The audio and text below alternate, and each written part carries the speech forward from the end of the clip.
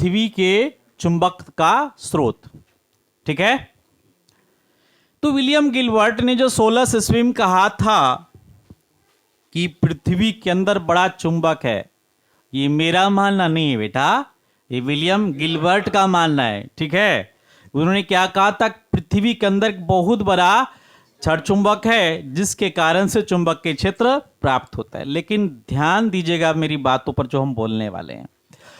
पृथ्वी की जैसे जैसे गहराई पे आप जाते जाओगे ना, गर्मी बढ़ती जाती है। ठीक है, और जब इसके कोर तक पहुंचेंगे, जहां पर इसका कोर है पृथ्वी का, वो वहां पर जितने भी धात्विक चीज हैं वो तरल अवस्था में प्राप्त होते हैं। किस अवस्था में? चलो, क्या ये कॉन्सेप्ट क्लियर हुआ कि पृथ्वी का जो आंतरिक भाग है, पृथ्वी का जो अंदर का भाग है, ये भाग अंदर का भाग को कहते हैं क्रोड़, ये पिघला हुआ है। ये क्या है? पिघला हुआ है। अगला कॉन्सेप्ट सुनिए, पहला तो ये पिघला हुआ भाग है, ठीक है ना, पृथ्वी का कोर क्या है? पिघला हुआ है। अब दूसरा कॉन्सेप्ट ये सुनिए कि अगर यदि क्षण चुंबक को पिघला दिया जाए, क्या कर दिया जाए, तो इसका चुंबकत्व समाप्त हो जाता है। इसका चुंबकत्व क्या है?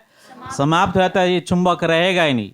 तो जो क्षण चुंबक, उसके चुंबकत्व को कई तरह समाप्त किया जा सकता है। उसे पीट कर समाप्त कर सकते हैं, उसको ताप यानी गर्म करके समाप्त कर सकते हैं। तो अब ये कॉन्सेप्ट यहाँ पर है क्षण चुंबक के लिए, अगर उसे गर्मा दिया जाए, उसे पिघला दिया जाए, तो उसमें चुंबकत्व क्या हो जाएगा? समाप्त हो जाएगा।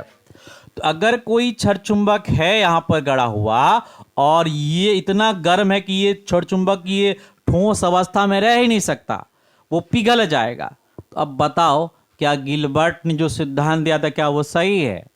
बिल्कुल सही नहीं। एक बात तो बिल्कुल सत्य है कि पृथ्वी का क्रोड़ अत्यंत गर्म है और उसमें जो भी मेटल है वो द्रव अवस्था में प्राप्त होते